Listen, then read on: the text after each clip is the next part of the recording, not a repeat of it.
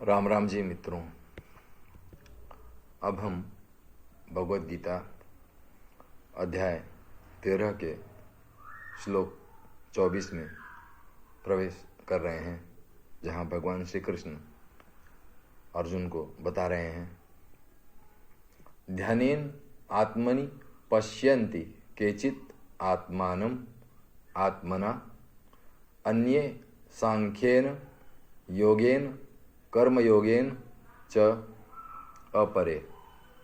हे अर्जुन, उस परम पुरुष परमात्मा को कितने ही मनुष्य तो शुद्ध हुई सूक्ष्म बुद्धि से ध्यान के द्वारा हृदय में देखते हैं, अन्य कितने ही ज्ञान योग के द्वारा और दूसरे कितने ही कर्म योग के द्वारा देखते हैं अर्थात प्राप्त करते हैं। भगवान श्री कृष्ण ने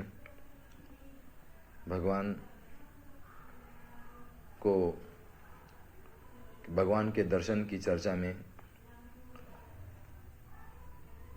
फिर से बताया है कि उस ईश्वर को बहुत से मनुष्य ध्यान के माध्यम से देखते हैं। ध्यान अर्थात वे विधियां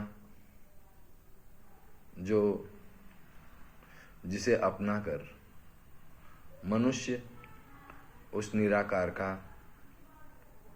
उस ब्रह्म चैतन्य का,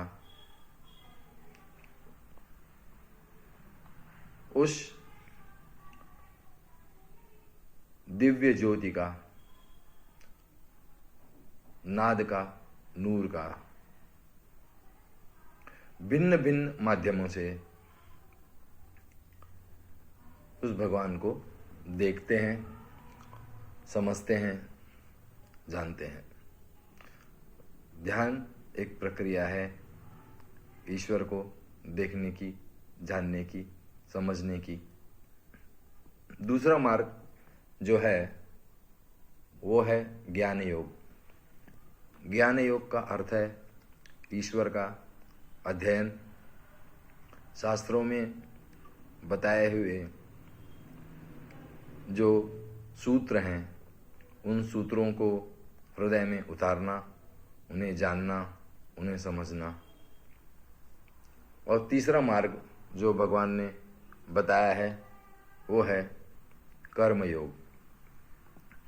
कर्मयोग का अर्थ है कि अपने कर्म को कामना सहित न करके बल्कि उसे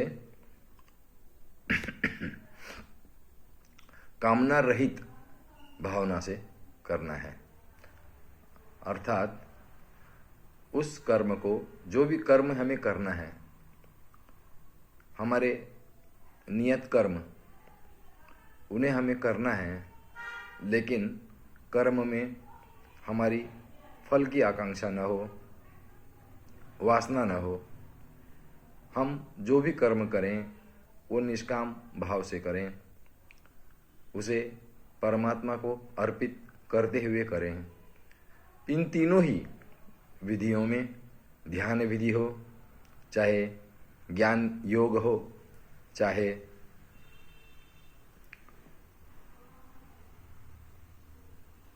कर्म योग हो, इन सभी विधियों में भक्ति जो है वो हमेशा से सम्मिलित है। यदि भक्ति न हो तो ये सारी विधियां काम में नहीं आएंगी, क्योंकि भक्ति जो है वही इन सारी विधियों में उस परमात्मा के लिए प्राण उत्पन्न करती है। परमात्मा के लिए प्राण उत्पन्न करने का अर्थ है कि उस परमात्मा को देखना, उस परमात्मा को जानना, उस परमात्मा को समझना। यही भगवान श्री कृष्ण अर्जुन को इस श्लोक में बता रहे हैं। अब इतना ही। हरे राम, राम राम, हरे हरे।